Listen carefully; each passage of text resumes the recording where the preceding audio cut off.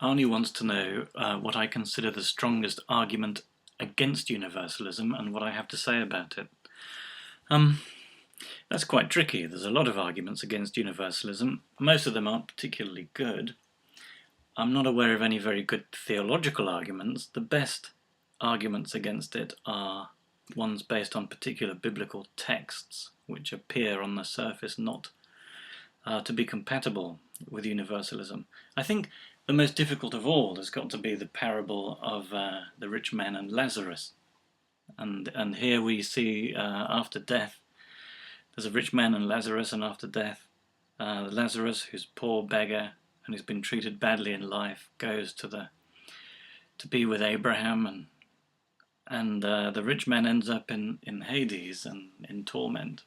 And between the two, we are told, there is a fixed chasm, so that no one can pass from one side to the other. And on the surface, that would appear to look like it's saying that once you're in hell or heaven, you're there and that's that. Of course, it's a little bit trickier than that. Not least because nowhere else in the teaching of Jesus, not in Luke nor anywhere else, do we find this idea that when you die, you go to paradise or to Hades.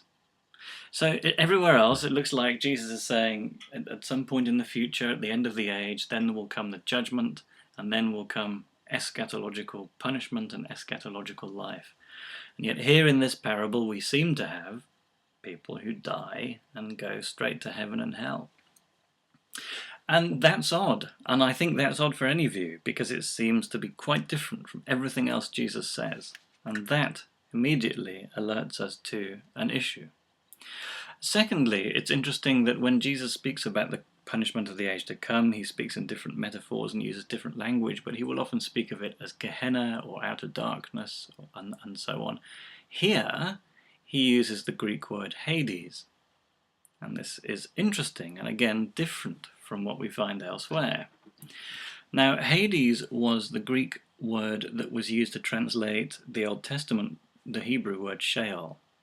And in the Old Testament, Sheol was simply the realm of the dead. It was a fairly dark and murky, misty place where everybody went. Here, that appears to be the kind, and that's the Sheol, that's the Hades you find in the New Testament too. Only here in the New Testament or the Old, only here anywhere in the Bible, is there any indication that people in Hades are in any kind of torment or are in any bliss, as in the case of Lazarus. So again, it's very peculiar. Are we supposed to think that Jesus is giving actual teaching here about the afterlife and what it'll be like, or is he doing something else? Well, it's quite tricky. I mean,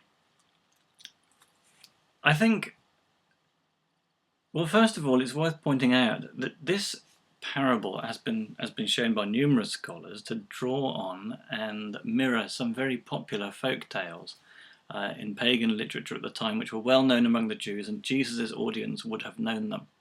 And these were tales which told about great reversals in the afterlife, and tales which told about people who came back from the dead and gave revelations to the living about what it was like.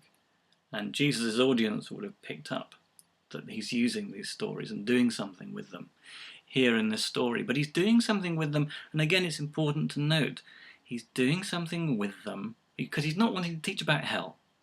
He's not wanting to teach about what happens after death as such. What he's teaching about is riches and how to use them.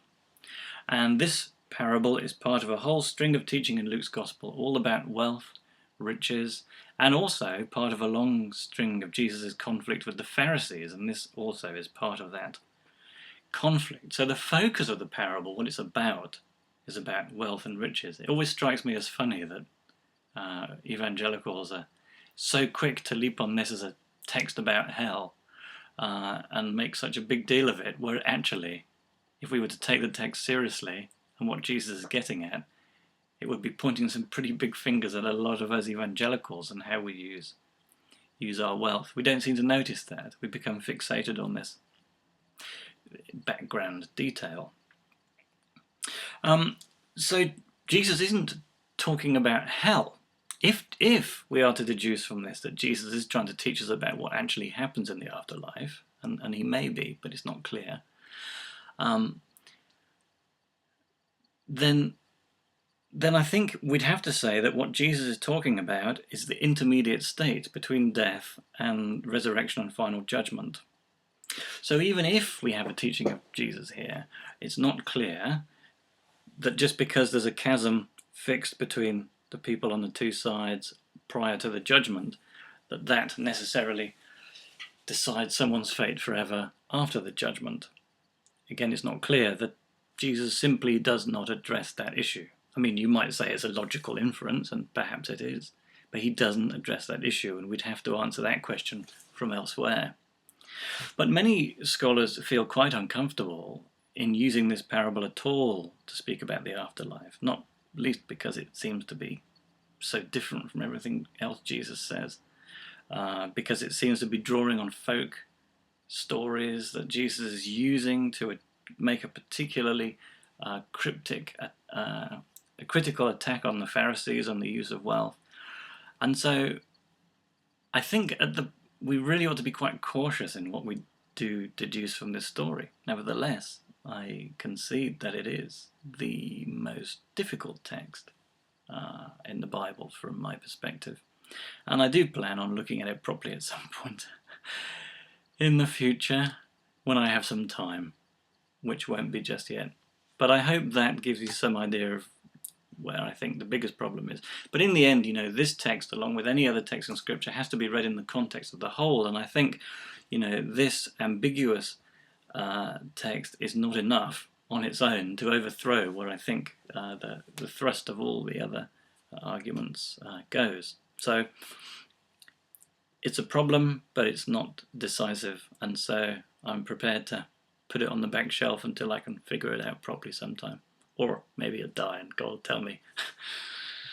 Hope I'm on the right side of the chasm then.